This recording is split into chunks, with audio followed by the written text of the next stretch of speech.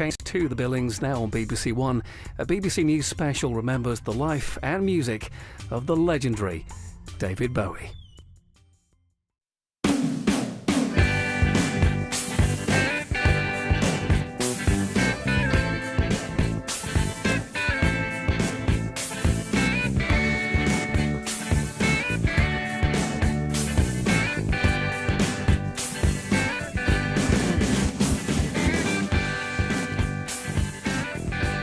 There was a double-page advert for the Bowie album Scary Monsters in 1980.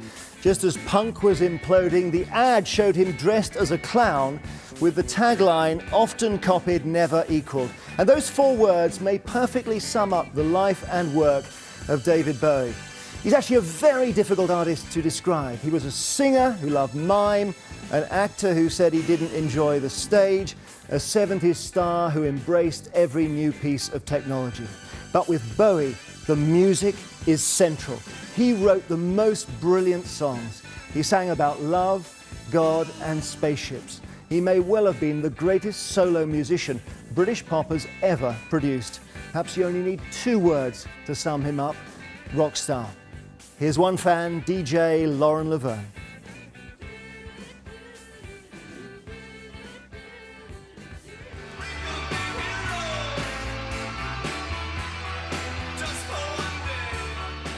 David Bowie released his 20th album, Black Star, on Friday, coinciding with his 69th birthday.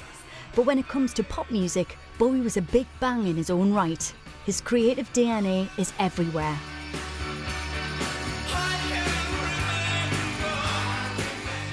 We Could Be Heroes was the refrain of his 1977 single, but the truth is that Bowie was the hero, an icon to music fans of every stripe, whose influence seemed to encompass teenage pop lovers and the musical avant-garde with equal ease. He played his first gig as David Bowie here, at what was London's Marquee Club in 1965. Before that, he'd been known as Davy Jones, but changed his name to avoid confusion with the lead singer of the Monkees. It was the first rebirth in what would become a career characterised by relentless evolution. Ground control to Major Tom. Take your protein pills. 4 years later, in 1969, he produced his breakthrough hit Space Oddity, a top 5 single. The song's hero, Major Tom, something of a precursor to the iconic alter ego he would unleash a few years later. Do you get nervous still? Do I get nervous? Yeah, joking, yeah. The rise and fall of Ziggy Stardust and the Spiders from Mars captured the imagination of pop-loving British teenagers, but it also broke boundaries, not just because of the music. I was never very confident of my voice, you see, as a singer. So I thought, rather than just sing them, which would probably bore the pants off everybody, I'd like to kind of portray the songs. There's a star man waiting in the sky. This 1972 Top of the Pops performance, featuring an androgynously dressed Bowie, his arms slung around guitarist Mick Ronson's shoulders, is cited by many as the moment the 70s exploded, bringing into Britain's living rooms a conversation the country itself wasn't yet ready to have about sexuality, gender and outsider culture. The reasons that I do what I do is because I just like startling people. Startling? Yeah, something to do. By the mid-70s, Bowie had reinvented himself once again. He travelled to Berlin in a bid to escape his drug problems. The trilogy of albums he produced between 1977 and 79 would go on to change the face of contemporary music, but at the time, they took many fans by surprise. His sound was darker and more daring than before, and once more brought the cutting edge into the mainstream. He collaborated with Brian Eno in Iggy Pop, was influenced by the futuristic sound of German bands like Kraftwerk and Neu, and was inspired by disciplines outside of music too, using William Burroughs' cut-up technique to create lyrics.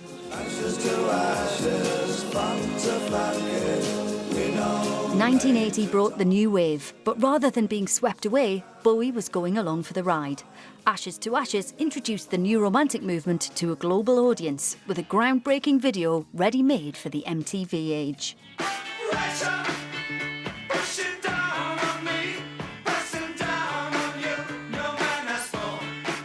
The following year, his collaboration with Queen, Under Pressure, would give him his third British #1. Bowie's dark side was under control, for now. His latest sound was slick, soul-influenced and a huge commercial success. Chic's Nile Rodgers produced his next album, Let's Dance, a transatlantic success that surprised Bowie.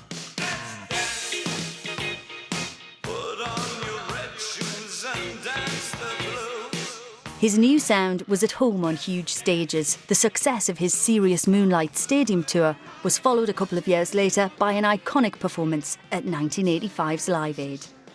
During the 90s, his relentless creativity continued.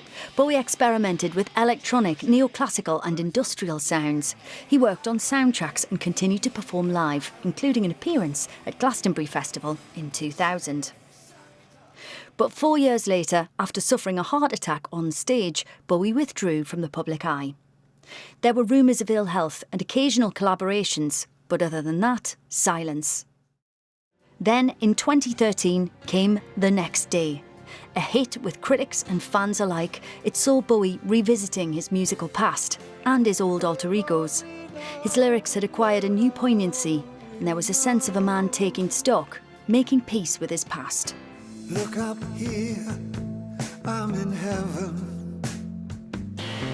Bowie's final release, Black Star, now seems like a parting gift. After the news of his death broke this morning, fans shared the lyrics to lead single Lazarus, a transcendent goodbye apparently written to be delivered posthumously. As longtime producer Tony Visconti wrote in his tribute this morning, his death was no different to his life, a work of art. Well, extraordinary images in that video, Lauren. And why do you think we've seen such a reaction today? Well, I mean, a few reasons. Obviously, it's proportionate to his influence. You know, the huge reaction just mirrors the massive influence that David Bowie had. We went on air on 6 Music this morning from 10 o'clock, and for 3 hours we just received message after message, hundreds and hundreds and hundreds of messages from listeners. I know it was similar for you over at Radio 2. And what was really interesting to me was that these are people who love all different kinds of music, and that came up frequently.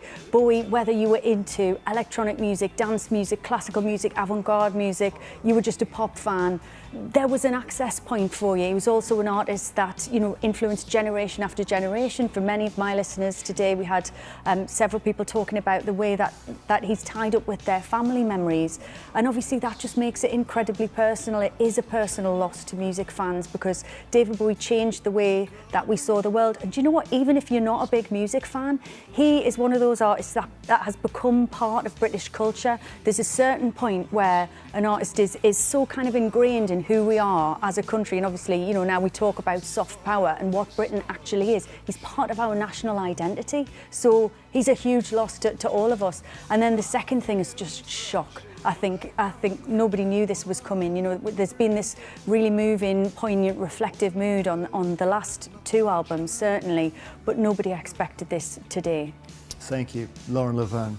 We began by talking about the music, but David Bowie was also all about the look, whether it was his album covers or sessions with photographers, the way he dressed on stage, or just when he was out and about. The image of David Bowie was always cutting edge. He was an artist for the eye as well as the ear, and he became a fashion icon, as Rebecca Jones reports. It was his sound that took him to the top of the charts, but it was his look that helped make David Bowie a star. People stare at the makeup on his face. From the mod style of his teens, through the glam rock of Ziggy Stardust, to the tailoring of the thin white Duke, David Bowie understood the importance of fashion as a means of self-expression. A 17-year-old, David Jones, has just founded the Society for the Prevention of Cruelty to Long-Haired Men. This was, after all, the man who, when interviewed by the BBC back in 1964, was already challenging conformity. For the last 2 years we've had comments like "darling" and "can I carry a handbag" thrown at us. I think it's just had to stop now. The photographer, Terry O'Neill, worked with him regularly.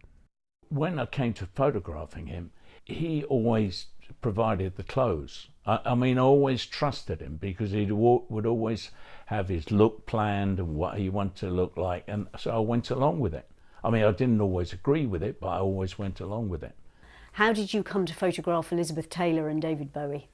When I was in LA, Liz Taylor rang me up and said, I'd love to meet David Bowie, can you bring him down to the house? So I brought him there, and he unfortunately was 4 hours late, and so she was on the verge of walking out. And of course she never gave him the part in the picture, but later on they became really, really good friends. It was impossible not to have a friendship with David Bowie once you met him. At times he reflected total masculinity, but other times he looked very feminine, you know, and very, you know, that was part of his appeal. You know, he's loved by men and women. I mean, everyone, I can't think of a person in my life I've met who doesn't like him, ever. A retrospective exhibition at the Victoria and Albert Museum in 2013 documented David Bowie's influence on fashion, design and sexuality. With his flamboyant makeup, clothes and hairstyles, he rejected conventional masculinity. David Bowie made it cool to be different. I wanted to turn people on to new things and new perspectives, he once said. I'm not content just writing songs. Rebecca Jones reporting. Because Bowie operated under so many guises, he is a very hard artist to pin down. He was Ziggy Stardust, then the Thin White Duke, and then the bleach blonde 80s pop star of Let's Dance. He had lighter pop years and serious Berlin years and everything in between. So for us, Sean Keaveney, who does The Breakfast Show on BBC Six Music, analyses just one song from the album Aladdin Sane. He's chosen Jean Genie.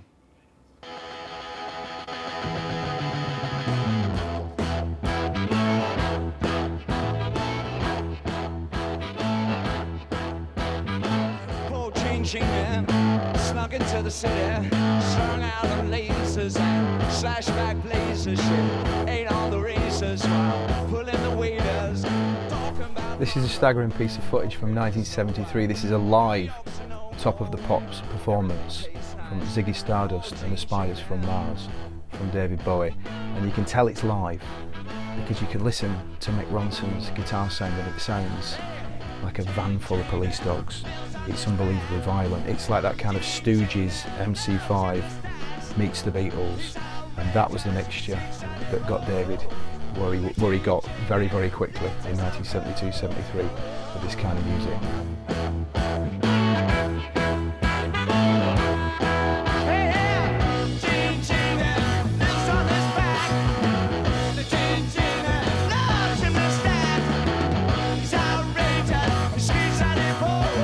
Before this, rock and roll was a kind of male Provence, wasn't it? You know, here it's just ambiguous. It's up for grabs, and you just don't know. They're getting off with each other. It's possible, isn't it? It's more than possible. It looks like it to me. I love that ambiguity and that excitement of this particular clip.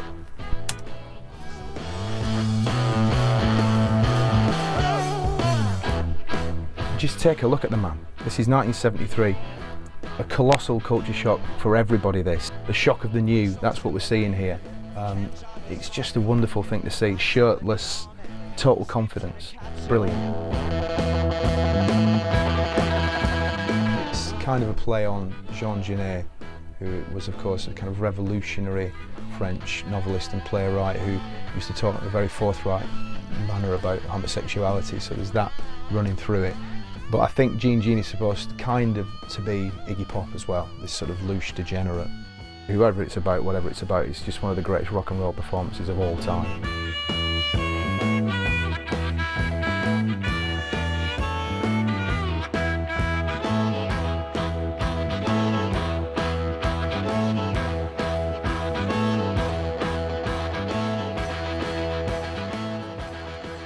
Sean Keaveney there analysing Jean Genie. Now, there has been a global reaction to the death. Bowie spent his last years and his last days in New York, and you can see now the scene outside his apartment in the Soho area of Manhattan. You can see the flowers there and well-wishers who've arrived. Radio stations are playing Bowie records, and the city very much Bowie's home now and for some years, and where he spent his final days as well. And of course, USA the place where he forged that what was called Plastic Soul when he did his album Young Americans in 1975, the scene in New York.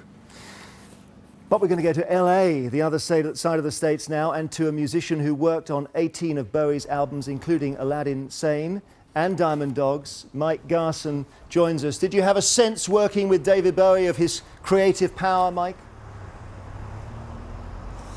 I mean, it was the highlight in my life every time I toured with him and on every album I played, because he actually was the best producer I've ever worked with, because he didn't micromanage. He had a vision, he would gently say it, and the music just flowed out of my fingers onto the piano and into the recording studio. I mean, it was magical working with him on every single album we did and every tour we did, which had to be 10 or 15, plus these 18 albums over the years. So I had the blessing to really get to create with him and co-create with him over his long stretch of time from 1972 to 2005. Well, we finished our last tour. I know it was a very long period you spent with him. Was there any particular album where he almost brought you into that creative process and you saw it happening? It happened on the Outside album, which we did in the mid-90s, because he brought in Brian Eno, myself, and Carlos, and Reeves. He wanted to sit and improvise in Montreux at the studio that Queen used to record in, and he wanted us to improvise for like 2 weeks, 4 hours a day, and then he cut that all up and made a beautiful album from that. But we were all co-composers of the music. Sterling Campbell was playing drums, and he was trying to make sure he never stayed in his comfort zone, and he made a point to say that he had some slower times in the 80s and he felt he compromised and he wanted to get back to his roots. So he called all his favorite musicians, and I was flattered to be one of them. Thank you very much, Mike Garson in Los Angeles, who played keyboards on many Bowie albums. Now, one of his biographers said Bowie's influence had altered more lives than any comparable figure. But his origins were modest in Brixton, in South London. And in his early years, he sang with a very London twang in his voice. He became such a huge global star that he's not perhaps immediately identified now with any postcode, but he was a British star. And Lucy Manning is in Brixton for us now. Lucy. Well, they've come in their hundreds to remember the Brixton boy, and what a better way to do it than to sing and to listen to Bowie songs. For those of us who had Bowie posters on our walls, who had the excitement of seeing him live in concert, who knew his songs as soon as they came on the radio from the first few bars, it's why his death is so significant. And if you were born in the 50s, the 60s, the 70s, the 80s, possibly even later, his appeal stretched across the generations. For the man who created the Thin White Duke and Aladdin Sane, he has gone, but the songs, well, just play them loud. I spent the day reminiscing with some Bowie fans. Ziggy play guitar, jamming good with weird and spiders from Mars. When Ziggy played guitar, Vivian Geit was in the audience night after night after night. When I was 15, 16, and he started on the Ziggy Stardust tour, I just thought, this is fantastic. And I spent the rest of that year and the following year, I think I managed to get to about 20, 22 dates on the Ziggy tour. I'd left school, got 3 jobs so that I could save up to go. Now Ziggy played guitar. All my old concert tickets with my precious autograph from David Bowie there. I used to look up to him. Everything that David Bowie said, I used to always want to take on board. You know, everything he did. Even when he shaved his eyebrows off, I shaved my eyebrows off, and they never ever grew back. I think he was an inspiration to me.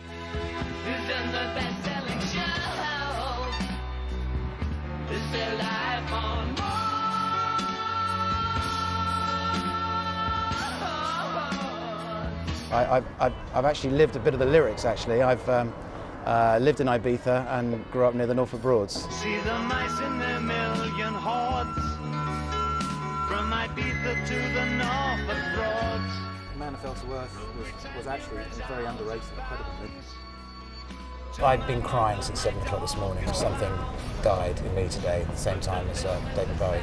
Growing up in dull, leafy suburban Sussex, he gave me sort of inspiration. There was a big, bad world to go and see out there. He inspired me to be different, to be creative. His best teenage fan moment? Speaking to him on a radio phone-in. We all decided in the playground that the question to ask was, how did he think about Bowie lookalikes? What did he think of Bowie lookalikes? What did he think of Bowie lookalikes? He was very erudite, very charming, and said that he was glad that he could inspire people to be different.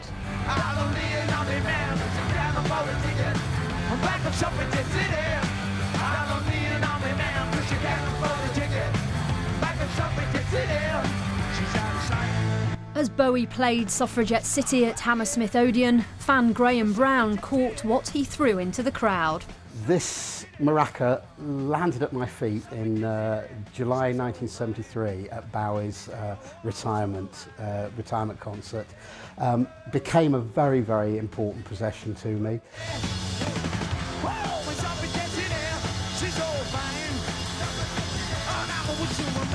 So, a constant soundtrack to my life. And it's a cliche, but it's true. The voices of some fans for you. In 1976, Bowie moved to Berlin, then divided between East and West by the Berlin Wall. It was a city filled with Cold War tension, and as an artist, he evidently fed off that. He stayed for 3 years and brought out 3 albums that in places still sound hugely experimental. Among the tracks was Heroes, perhaps the standout song of the entire Bowie catalogue. The city influenced his songs years after he left, when he released the next day, in 2013, the lead single, Where Are We Now, was seen by many as a reminiscence of his days in Berlin. I wish I could swim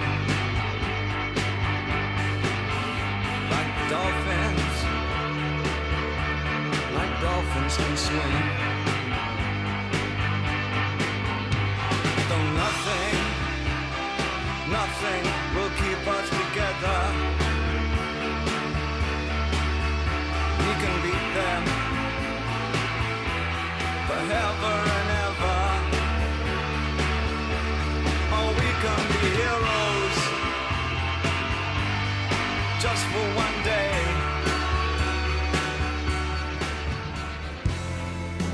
Had to get the train from Potsdamer Platz.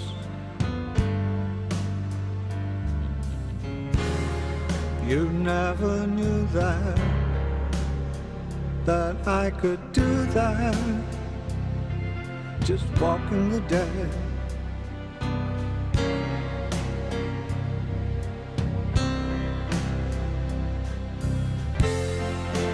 Where are we now? Where are we now?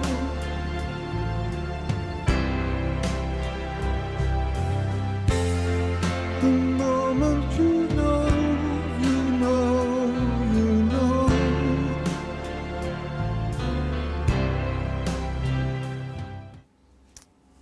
Christian Fraser is outside David Bowie's former Berlin home and joins me now. What a city in terms of Bowie's backstory, Christian. Yes, very important to David Bowie, this city, Jeremy. Just across the road, that is the building where he shared an apartment with Iggy Pop. And I think the feeling that he had for Berlin is very much reciprocated by the hundreds of people who've come here today to lay their flowers, their tributes and their messages. And in fact, in the bar 70s, which stands there now beneath the apartment he shared with Iggy Pop, they're playing the entire back catalogue of Bowie today, which is drifting out onto the streets. And there's a message among those flowers which says, "Thank you, David, you changed our lives forever," which is slightly ironic because I think David Bowie probably came here in 1976 to change himself. Gone at Ziggy Stardust, he'd come here to find the man who he was. It was a very different city to LA, and all the glitz and the glamour he'd left behind, much more dark and melancholy. And in his words, it was a city where you could get lost, but also find yourself too. And out of that trilogy, the Berlin trilogy, of course, came Heroes. Fans will know a song which was about two lovers that stole a kiss at the wall. When he came back in 1987 to play at that Eichstag in front of 70,000 people, it was almost a split concert with hundreds pressed up against the wall on the eastern side as well. And that is why there was this tweet today from the Foreign Ministry saying, "Goodbye, David Bowie, you are now among heroes. Thank you for helping bring down the wall." Thank you, Christian Fraser in Berlin. And with me now is Lauren Laverne and the BBC's arts editor, Will Gompertz. And Will, we were having a gentle disagreement about Bowie earlier because he's very hard to pin down and agree on, isn't he? Well, he is. Well, I suppose he's a classic postmodernist artist. He had this sort of superficial persona which he changed time and time and time again, so you couldn't nail him down. But there was a constant theme with him. He had something to say. He had something important to say. Then, I suppose, like any great artist, he was able to reflect the world back to us, and not only make sense of it for us, but to guide us. And I think in a way that's why we're all so deeply sad about his passing today, because we've lost a crucial guide in our life to make some sense of this crazy world that we live in. And yet he touched people so personally. That's been clear today. So putting those two views together is quite difficult, isn't it? I think for me they fit together. I mean, you know, when we went on air this morning, that was what I said was, when somebody dies, what's desperately sad about it is that you lose a world, because you lose the way that they see the world. And actually there's a kind of a lovely symmetry between those thoughts, isn't there? You know, we lose his perspective, and also there's something about that generation. You know, he's this leading light of the generation who taught us what it is to be an adult now, how to be a grown-up in the modern world, which, you know, involves not growing up. So we don't want him to go. You know, we're like, no, but David, you need to tell us what to do. You can't go. That's one of the things that's so terribly and so personally devastating about it. He's not allowed to go. He's this figure which is so present in our lives, and even though he withdrew himself over the last decade after the heart issues, he still felt very big in our lives. And when he came back with the album the next day, and then even Lazarus, you know, these are powerful pieces of art. And I described him as the Picasso of pop, and I think that's exactly what he was. He was a true artist. Forget about him being a pop singer. He elevates above that. So great artists, whether it's Pinter or it's Picasso, it doesn't really matter. Here was a man who did something quite extraordinary for us as humanity. That he showed us what it was like to be alive. And he was brave, wasn't he, to wear a woman's dress on an album cover in the early 70s. Yeah, is extraordinary. You know, you see that Top of the Pops moment, which now, you know, we watch with David Bowie with his arm round Mick Ronson's shoulders, and of course we kind of take that for granted, but that's part of the job of pop music, is to have that conversation first, to, you know, bring those issues into the mainstream before we're ready. That conversation always takes place. The cultural dialectic is always ahead of where we are as a society. Thank you both so much, Lauren Laverne, Will Gompertz, for coming in.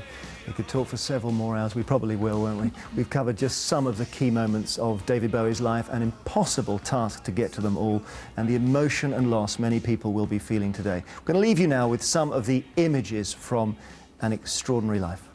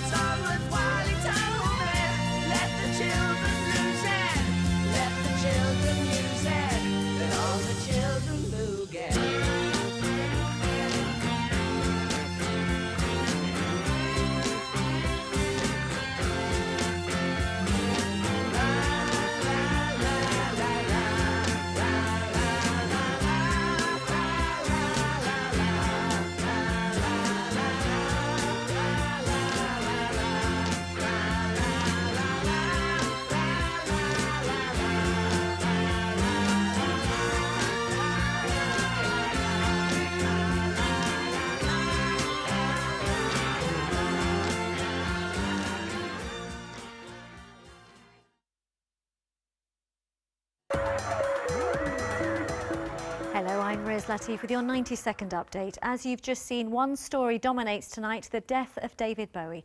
Regarded as one of the most influential musicians of his era, he had been battling cancer for 18 months. An extraordinary artist and a great star, just some of the tributes from the music world. We'll have more at 10. In other news, food at last for the starving people of Madaya. Aids now reach those facing hunger in the besieged Syrian town. Supplies were cut off because of a government blockade. He'd been criticised for holidaying in Barbados during the December floods. Now Environment Agency Chairman Sir Philip Dilley has quit. He said the media scrutiny was unacceptable. Meet Northern Ireland's new First Minister. Arlene Foster is the first woman to hold the post. She's taken over from Peter Robinson. The Revenant triumphed at the Golden Globes, taking the prize for Best Dramatic Film. British winners included Kate Winslet and Sam Smith. Hello, I'm Charlotte Leeming. Look North's found lanes on the region's motorways were closed on average 10 times a day, every day last year. The worst place was the M1 near to Chesterfield. Now, a former Leeds student who broke a pelvis after a crash in Thailand is critical but stable. Lucy Hill's plight inspired hundreds of people to donate blood to help her after a Facebook appeal. Tuesday's weather for you, cloudy at times with sunny intervals and scattered showers. You're going to get some wintry showers, mainly over the hills, and you've got highs of 6 degrees Celsius, that is 43 Fahrenheit. Communication and composure. How can you see? You stupid fellow! Speed and skill. Go on, you've got him, you've got him! Come on! No! Go, go, go! It sticks coming up! The Getaway Car. Starts Saturday on BBC One. Investigating the treatment of young people in prison. A change to tonight's Panorama in half an hour. And then a nervous girl with something to hide at customs. New Silent Witness at 9. But now on BBC One, can Martin save the day?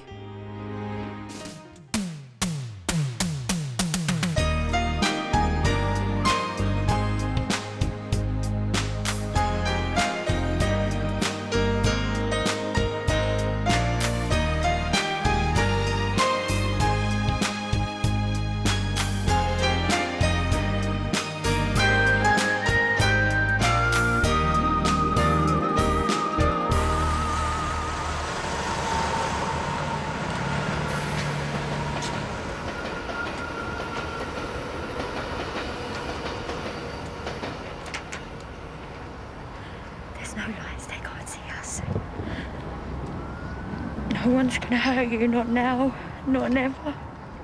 Stace, where are ya? The weird kid in the caf said you were acting strange.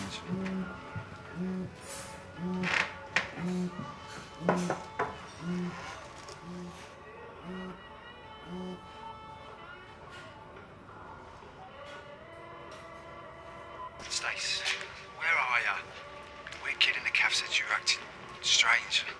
I'm running out of places to look. Just call me, please.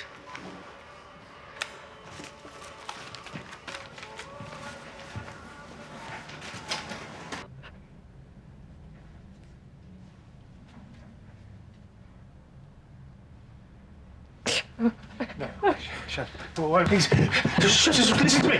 Just listen to me, please. Wait. Let me explain, sweetheart. Yeah, explain what? Stacey's baby's here, so I'm not there. Please, shut up. I can't even look at you. No, hold on. Just open up. Shut up, please, open. Just... Give her a minute, Cushy.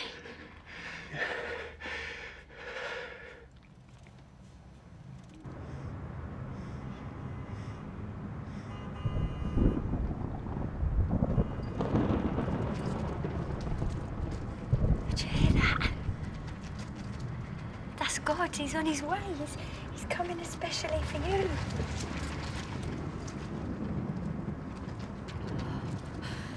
Your daddy will be here soon. He's going to rescue us.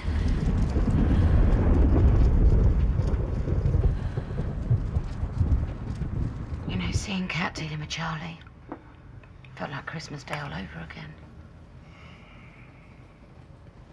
It's finished. And Dennis is going to be fine. It isn't finished though, is it, Phil?